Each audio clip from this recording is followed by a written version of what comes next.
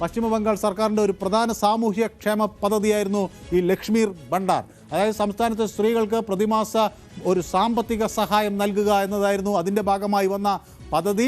യുബസാത്തി എന്ന മറ്റൊരു പദ്ധതി കൂടി സർക്കാർ നടപ്പിലാക്കിയിരുന്നു. 2026 ബജറ്റിൽ മുഖ്യമന്ത്രി മമതാ ബാനർജി ആരംഭിച്ച ഒരു പ്രത്യേക പദ്ധതിയാണത്. അത് പശ്ചിമ ബംഗാളിലെ വിദ്യാസമ്പന്നരായ തൊഴിലില്ലാത്ത യുവാക്കൾക്ക് ഒരു പ്രതിമാസ സാമ്പത്തിക സഹായം നൽകുക എന്നതായിരുന്നു അതിൻ്റെ ഒരു ലക്ഷ്യം. അത് ഫലം കണ്ടു എന്നവർ കരുതുന്നു. പക്ഷേ BJP അതിനേക്കാളൊക്കെ ഇരട്ടി സാമ്പത്തിക വാഗ്ദാനങ്ങളാണ് നൽകുന്നത്. തൊഴിൽരഹിതരായ യുവാക്കൾക്ക് പ്രതിമാസം 3000 രൂപ നൽകുമെന്നൊക്കെ പ്രകടന പത്രികയിൽ ഉൾപ്പെടുത്തിയിട്ടുണ്ട്. അതുപോലെ തന്നെ നിലവിലുള്ള ആനുകൂല്യങ്ങളെല്ലാം ഇരട്ടിയാക്കും എന്നാണ് BJPയുടെ വാദം. അത് ഈ തെരഞ്ഞെടുപ്പിൽ തങ്ങൾക്ക് അനുകൂലമാകും എന്നവർ പ്രതീക്ഷിക്കുന്നു. പക്ഷേ പശ്ചിമ ബംഗാളിൽ ഒരു കാലത്ത് അജയ്യ ശക്തിയായിരുന്ന CPMൻ്റെ അവസ്ഥ ഇന്ന് വളരെ പരിതാപകരമാണ്. ഈ തെരഞ്ഞെടുപ്പിൽ ഒരു പ്രകടനവും കാഴ്ചവെക്കാൻ അവർക്ക് കഴിഞ്ഞില്ല എന്നത് ഒരു ദുഃഖകരമായ കാര്യമാണ്. 34 വർഷം തുടർച്ചയായി ഭരണം നടത്തിയ ഇടതുമുന്നണി 2011 മമതാ ബാനർജിയുടെ തൃണമൂൽ കോൺഗ്രസിനോട് പൊരുതി അധികാരം നഷ്ടപ്പെട്ടതോടെ CPMൻ്റെ സ്വാധീനം കുത്തനെ കുറഞ്ഞു. 2011 നിയമസഭാ തെരഞ്ഞെടുപ്പിൽ ഇടതുമുന്നണി ഞാൻ നേരത്തെ കാണിച്ചതുപോലെ സീറ്റുകൾ അവർക്ക് 62 സീറ്റുകൾ മുന്നണി മൊത്തത്തിൽ നേടി. അതോടൊപ്പം CPMന് 40 സീറ്റുകൾ ആണ് നേടിയത്. 2016 കോൺഗ്രസുമായി അവർ സഖ്യമുണ്ടാക്കിയപ്പോൾ ആ സഖ്യത്തിന് മൊത്തത്തിൽ 76 സീറ്റുകളെ നേടാൻ കഴിഞ്ഞുള്ളൂ. അതിൽ കോൺഗ്രസിന് ആണ് കൂടുതൽ സീറ്റുകൾ ഉണ്ടായിരുന്നത്. അപ്പോൾ മൊത്തത്തിൽ ആ സഖ്യത്തിന് 76 സീറ്റുകൾ മാത്രമേ CPMനും കോൺഗ്രസിനും കൂടി നേടാൻ കഴിഞ്ഞുള്ളൂ. അതോടൊപ്പം ഇടതുമുന്നണിയുടെ വിഹിതം 32 കുറഞ്ഞ സാഹചര്യവും ഒക്കെ ഉണ്ട്. 2021 CPMനും കോൺഗ്രസിനും ഒരു സീറ്റ് പോലും നേടാനായില്ല എന്നതാണ് അതിലെ ഏറ്റവും ദുഃഖകരമായ കാര്യം. ഒരിക്കൽ 50% മുകളിലായിരുന്ന ഇടതുമുന്നണിയുടെ വോട്ട് വിഹിതം ഒറ്റ അക്കത്തിലേക്ക് ചുരുങ്ങി എന്നതാണ് ബംഗാൾ നൽകുന്ന പാഠം. ഗ്രാമീണ ബംഗാളിൽ ഇടതുമുന്നണിക്കുണ്ടായിരുന്ന പരമ്പരാഗത സ്വാധീനം, വർഷങ്ങളോളം ഉണ്ടായിരുന്ന സ്വാധീനം എല്ലാം തകർന്നു. അതെല്ലാം തൃണമൂൽ കോൺഗ്രസിലേക്കും BJPയിലേക്കും മാറി. ഇടത് പക്ഷത്തിൻ്റെ സംഘടനാ ശക്തി ക്ഷയിച്ചു. പുതിയ തലമുറയിലെ വോട്ടർമാർക്കിടയിൽ അവരുടെ സ്വാധീനം കുറഞ്ഞു. ഇത്തവണ തെരഞ്ഞെടുപ്പുകളിൽ CPMൻ്റെ പ്രധാന ലക്ഷ്യം അധികാരത്തിലേക്കുള്ള തിരിച്ചുവരവല്ല, മറിച്ച് എവിടെയെങ്കിലും രാഷ്ട്രീയ സ്വാധീനം തിരിച്ചുപിടിക്കാൻ കഴിയുമോ എന്നതാണ്. അപ്പോൾ തൊഴിലില്ലായ്മ, ഭരണവിരുദ്ധ വികാരം, വിദ്യാർത്ഥി യുവജന പ്രതിഷേധങ്ങൾ, ഇതൊക്കെ ഇടതുമുന്നണിക്ക് ചെറിയ പ്രതീക്ഷ നൽകുന്നുണ്ട്. പ്രധാന പോരാട്ടം പക്ഷേ അവരില്ല. തൃണമൂലും BJPയും തമ്മിലാണ്. മാൾഡ, മുർഷിദാബാദ്, റായ്ഗഞ്ച് തുടങ്ങിയ ഇടങ്ങളിൽ ഇടതുമുന്നണി ചെറിയ തോതിൽ അവരുടെ സ്ഥാനാർത്ഥികൾ പ്രകടനങ്ങൾ എന്തെങ്കിലും കാഴ്ചവെക്കുമോ എന്ന പ്രതീക്ഷയിലാണ്. ഏതായാലും ഇത്തവണ ഏതാനും സീറ്റുകൾ നേടിയാൽ അതുതന്നെ ഒരു വലിയ മുന്നേറ്റമായി കണക്കാക്കും എന്നൊരവസ്ഥയിലാണ് ഇടതുമുന്നണി അവിടെ ഉള്ളത്. അതുകൊണ്ട് CPMനെ സംബന്ധിച്ചിടത്തോളം ഇതൊരു തെരഞ്ഞെടുപ്പ് പോരാട്ടമല്ല, മറിച്ച് രാഷ്ട്രീയ പ്രസക്തി അടയാളപ്പെടുത്താനുള്ള ഒരു നിലനിൽപ്പിൻ്റെ പോരാട്ടമായി മാറുകയാണ്. CPMനെ സംബന്ധിച്ചിടത്തോളം 1977 പശ്ചിമ ബംഗാളിൽ ഇടതു സർക്കാർ അധികാരത്തിൽ വന്നപ്പോൾ അത് കോൺഗ്രസിൻ്റെ ദുർഭരണത്തിന് താങ്കൾ അന്ത്യം കുറിച്ചു എന്ന് പ്രഖ്യാപിച്ചുകൊണ്ടാണെന്ന് ജ്യോതി ബാസു ഒക്കെ രംഗത്ത് വന്നത്. അതിൻ്റെ ആദ്യ വർഷങ്ങളിൽ അവർ 2 സുപ്രധാന പദ്ധതികൾ നടപ്പിലാക്കി. ഒന്നത് ഭൂപരിഷ്കരണവുമായി ബന്ധപ്പെട്ടതാണ്, മറ്റത് ഈ പഞ്ചായത്ത് സംവിധാനങ്ങളെ പുനരുജ്ജീവിപ്പിച്ച് അവിടെ അധികാര ഭരണ വികേന്ദ്രീകരണം ഉണ്ടാക്കി അത് സാധ്യമാക്കി എന്നതാണ്. 1978 ആരംഭിച്ച ഓപ്പറേഷൻ ബർഗയായിരുന്നു ഈ ശ്രമത്തിൻ്റെ കേന്ദ്ര ബിന്ദു. ബർഗദാർമാർ എന്നറിയപ്പെടുന്ന കുടിയാന്മാരുടെ പേരുകൾ അങ്ങനെ രജിസ്റ്റർ ചെയ്യപ്പെട്ടു.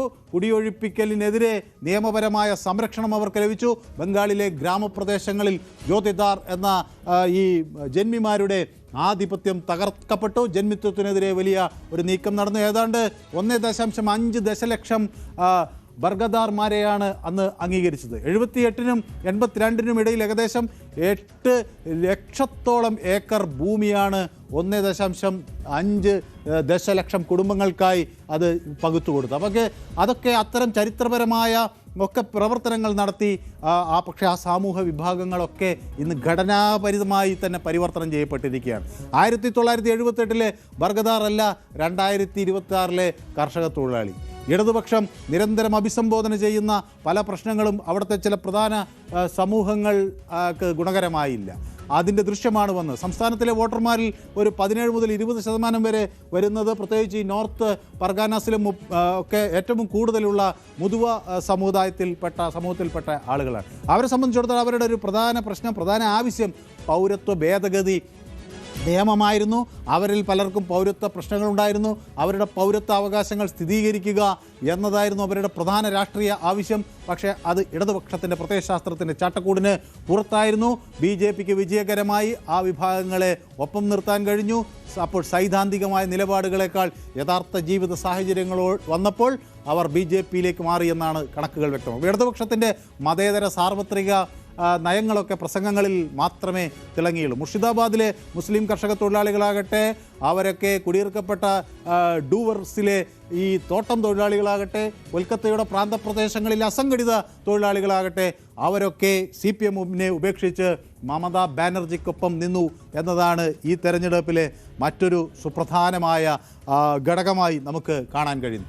പശ്ചിമ ബംഗാളിൽ കോൺഗ്രസിൻ്റെ രാഷ്ട്രീയവും സമാനമായ രീതിയിൽ പിന്നോട്ടടിക്കപ്പെട്ട ഒരു രാഷ്ട്രീയ ചിത്രമാണ് നമുക്ക് കാണാൻ കഴിയുന്നത്. കോൺഗ്രസിൻ്റെ രാഷ്ട്രീയ യാത്ര കഴിഞ്ഞ 2 പതിറ്റാണ്ടുകളായി നമ്മൾ പരിശോധിക്കുമ്പോൾ അത് വലിയൊരു ഇടിവാണ് അവിടെ പ്രകടമാകുന്നത്. ഒരു കാലത്ത് ഇടതുമുന്നണിക്ക് പ്രധാന എതിരാളിയായിരുന്നു കോൺഗ്രസ് എങ്കിൽ ഇന്ന് സംസ്ഥാന രാഷ്ട്രീയത്തിൽ പരിമിതമായ സ്വാധീനമുള്ള ഒരു പാർട്ടിയായി മാറി. 2001 നിയമസഭാ തെരഞ്ഞെടുപ്പിൽ കോൺഗ്രസിന് 26 സീറ്റുകൾ ഉണ്ടായിരുന്നെങ്കിൽ 2006 അത് 21 സീറ്റായി കുറഞ്ഞു. 2011 തൃണമൂലുമായി കോൺഗ്രസ് സഖ്യമുണ്ടാക്കിയപ്പോൾ കോൺഗ്രസിന് 42 സീറ്റുകൾ കിട്ടി. കോൺഗ്രസിൻ്റെ അവസാനത്തെ ശ്രദ്ധേയമായ പ്രകടനം ഒരുപക്ഷെ അതായിരിക്കാം. 2016 ഇടതുമുന്നണിയുമായി ചേർന്നാണ് സഖ്യമുണ്ടാക്കിയത്.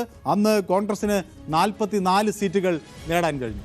ഇത് ആണ് ഒരു ശ്രദ്ധേയമായ നേട്ടം. ഇതിൽ ഭൂരിഭാഗവും മാൾഡ, മുർഷിദാബാദ് പോലുള്ള കോൺഗ്രസിൻ്റെ പരമ്പരാഗത സ്വാധീന മേഖലകളിൽ നിന്നായിരുന്നു. പാർട്ടിക്ക് അവിടെ പിന്നീട് വലിയ വളർച്ചയുണ്ടായിരുന്നില്ല. 2021 സ്ഥിതി നോക്കുമ്പോൾ അത് വല്ലാതെ മോശമായി.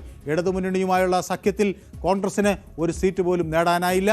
ഒരു കാലത്ത് ബംഗാളിൽ നിർണായക ശക്തിയായിരുന്ന പാർട്ടി നിയമസഭയിൽ പ്രാതിനിധ്യമില്ലാത്ത അവസ്ഥയിലേക്ക് നീങ്ങി. കോൺഗ്രസിൻ്റെ വോട്ട് വിഹിതം കുത്തനെ കുറയുകയും ചെയ്തു. അപ്പോൾ 2016 ഏകദേശം 12% വോട്ടുണ്ടായിരുന്ന വോട്ട് വിഹിതം 2021 ആകുമ്പോഴത് 3% ചുരുങ്ങിയെന്ന് പറയുമ്പോൾ ആ പതനം എത്ര വലുതാണ് എന്ന് വ്യക്തമാക്കുകയാണ്.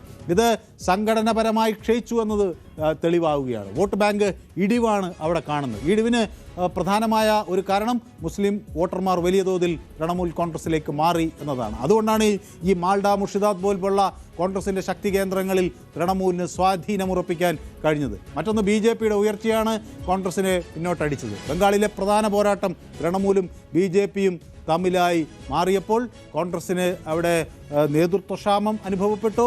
അതുപോലെ സംഘടനാ ദുർബലത പാർട്ടിയെ ബാധിച്ചു. പാർട്ടിക്ക് ഒരു പ്രാദേശിക നേതൃത്വ മുഖമില്ലാതായി.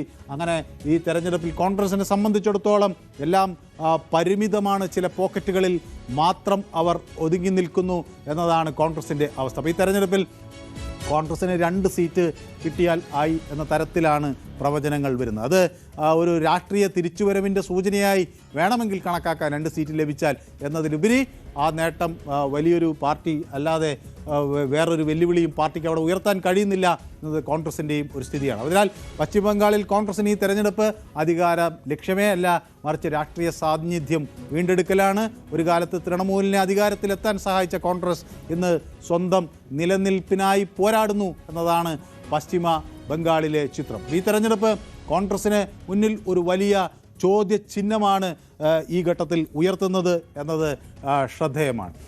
അതിൽ പശ്ചിമ ബംഗാളിൽ ഈ തെരഞ്ഞെടുപ്പിൻ്റെ 2ാം ഘട്ടത്തിലേക്ക് നമ്മൾ കടക്കുമ്പോൾ അവിടെ വലിയ തോതിൽ ഉള്ള ഒരു നേട്ടം TMCക്ക് ഉണ്ടാക്കാൻ കഴിയും എന്ന ഒരു പ്രതീക്ഷയിലാണ് പാർട്ടിയുള്ളത്.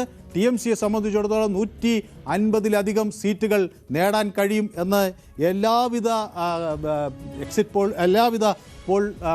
സർവേ പോളുകളും അതാണ് വ്യക്തമാക്കുന്നത്. പക്ഷേ അങ്ങനെ എല്ലാവിധ സർവേ പോളുകളും TMCയുടെ വിജയം തന്നെ പ്രെഡിക്റ്റ് ചെയ്യുമ്പോൾ BJP അവിടെ ഈ തെരഞ്ഞെടുപ്പ് വലിയ രീതിയിൽ ശക്തമായ ഒരു പ്രചരണ വേദിയായി തന്നെ മാറ്റിയിട്ടുണ്ട്. പ്രധാനമന്ത്രി തന്നെ പല ഘട്ടങ്ങളിൽ ബംഗാളിലെത്തി അവിടെ BJPയുടെ വളർച്ചയ്ക്ക് വേണ്ട പ്രവർത്തനങ്ങൾ, വാഗ്ദാനങ്ങളെല്ലാം പ്രധാനമന്ത്രിയുടെ ഭാഗത്തു നിന്ന് നൽകുന്ന ഒരു കാഴ്ച നമുക്ക് കാണാൻ കഴിഞ്ഞു. കൂടുതൽ വാർത്തകൾക്ക് News 18 Keralam YouTube channel subscribe ചെയ്യുക.